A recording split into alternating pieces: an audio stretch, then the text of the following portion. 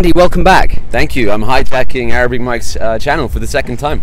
That's right. Yeah, you might have seen Andy previously in a video we shot. It was almost exactly a year ago in Dubai that we shot. What was the name of the last video? Meet the guy with the Emirates tattoo. Let's see it. But you didn't get to see it last time. You didn't get to see it. I was wearing a kandura, so here it is. It's actually there. Look at that. It's real. It is real. Is it? It's not fake, nah, is it? It's not going to come off. It's not fake. I didn't go to the gym enough, so I should have pumped up before. I didn't realise. Yeah, it would have grown a little bit that way. So Andy, you're an expat, right? Living in Qatar. Yep. Which is where we are. Where are we now? Is this? Welcome to Doha. This is the amazing skyline, capital of Qatar. It's incredible. It's very picturesque. And but yeah, I don't actually live here in Doha. I live out in the desert, about 1 hour north. Okay. In a college, I'm teaching. So for me, this is like a holiday to come to Doha. To come to Doha. Yeah. So people watching this might be considering moving to Qatar. They might live in the UK, they might live in the United States, Canada, Australia, whatever. Maybe even India or South Asia, East Asia. Because one thing I can say with certainty about Qatar, having just been here a few days, is that there are a lot of expats here. Tons. So where are you from? Tell us a little bit about yourself and tell us your story about how you ended up working in Qatar. I'm from Glasgow in Scotland. Can you tell from my thick Scottish accent? I can tell from your Scottish accent. Yeah. I'm half English. Right. I won't say which one is my better half. I've been an expat for a decade now. Right. I've lived and worked in 5 countries. Okay. Australia, Thailand, Saudi Arabia, the UAE, and this is my 5th country. Wow! So in terms of the Middle East, you've worked in Saudi, UAE, and Qatar. So you've seen quite a lot of the Gulf. Yeah, it's a great region. I enjoy working here. I mean, there's so many benefits. If you're thinking about coming to work, for me, the number one thing, the weather. It's always sunny here. Really, that's interesting because I actually agree with you. Yeah. And so many people see the weather as a negative. You will have heard it from natives. Oh, the weather's so hot, so hot. But I like that. We love it. And you're from Scotland, which is a cold country. I especially love it, yeah. We must be like reptiles or something. What happens? Well, speak for yourself. I think what it is like no one's ever really satisfied with the weather they've got. So when you're asking or talking to Arabs, if you make friends, they'll tell you they love the rain, they love cold weather, and they're sick of the sunshine. And it's the complete opposite for Brits and Scots. We chase the sun. We want to get a tan, but we hate the rain. Yeah. So no one's really fully kind of satisfied with the weather. But for me, for this time of the year, we're entering winter. It's perfect. Yeah, guys, this is winter. We're in t-shirts. It's about 30 degrees. The sun's beating down. It's gorgeous, and this is what you can definitely expect in terms of weather-wise. So, I mean, so the weather's amazing. Going back to kind of what to expect when you move to Qatar, what are some things which are different about being a teacher in Scotland and being a teacher in Qatar? Like, just broad brush, summarize it as kind of, overall. Well, you don't pay any tax here, so that's the winner. Winner chicken dinner. winner chicken dinner. You save all your money. Yeah.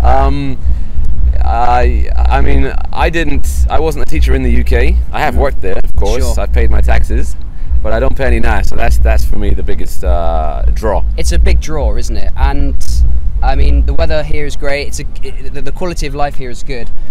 But I mean, would you agree that the overall kind of pull factor to countries like Qatar, Saudi, UAE, Kuwait is the money? Is that fair to say? Yeah. I wish I was here for some loftier purpose, but in the end, it's just about the money. We come here for money. We come to save for our future, or to build a home, or to for many different reasons. But the money is so attractive here. It can give you a really good head start in life. If you come here in your 20s, your 30s, and you can save up some money, that is going to set you up quite well, because it's not easy.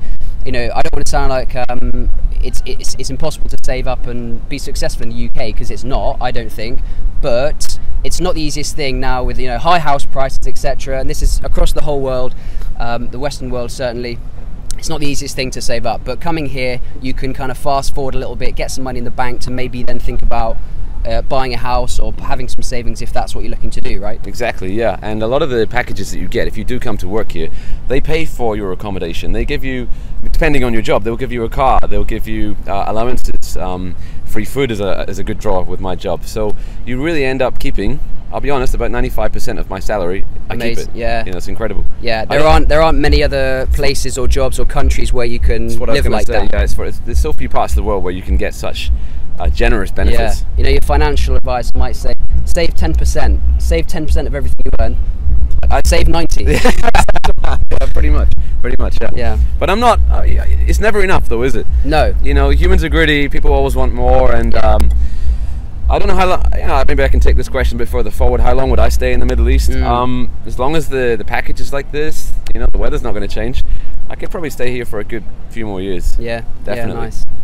Is there anything else which is a big, I guess, culture shock, having come from the UK, say for example, to moving here? I mean, rewind 10 years ago. Just remind us again where you went first. You went to Thailand first or Australia first? Well, I did a gap year in Australia when I was a lot younger. I worked at McDonald's. Really? So there was not much culture shock. They pay well at McDonald's, relatively. Yeah, and also you also get free food there as well. Free food, well, that's a bonus. But when I moved to Thailand, that's when I began teaching, and that was about a decade ago.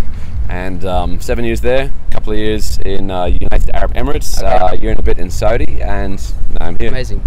So cultural differences, yeah. Yeah. So when you so having moved from Thailand to Saudi, for example, what's the first thing that kind of like it feels like a while back, and it might be quite difficult to kind of put yourself back in that position many years ago. But can you remember any things which really struck you as someone who just got off the plane in Saudi, there to live, there to work? This isn't like a short, business trip, 2 or 3 days. You're not going there for a week on holiday. Yeah. You're there to start a new life. You're there to start a new job, and you might be there for 3, 4, 5 years. So how did that feel when you first arrived? I had experiences in Yemen, in places like Iraq and Syria before the war. So coming to the Middle East for me wasn't a big culture shock, but I know a lot of guys really struggle when they first arrive in places like, especially like Saudi Arabia, because what they will perceive is a huge lack of freedoms. So the things that you are used to, your freedoms, such as freedom of speech, freedom of thought, sometimes you really can't say what you're thinking. Lack of alcohol, for example, another thing. Lack of pork, you can't eat pork. In the Middle East, it's haram, it's forbidden.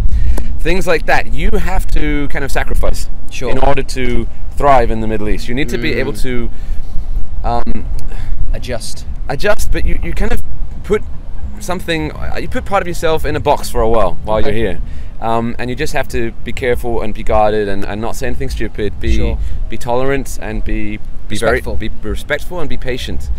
Another thing with the Gulf countries is religion is a big deal here. Huge deal. Obviously, Islam is the main religion, and I find that the Muslims here are very pious, and so you must respect that. We have to be considerate.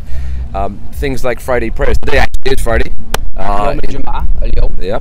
So this is the blessed day of the week for them. I guess like Sunday was for Europeans back in the day. Yeah. So little things like that you have to pay attention to. Be careful. Be respectful.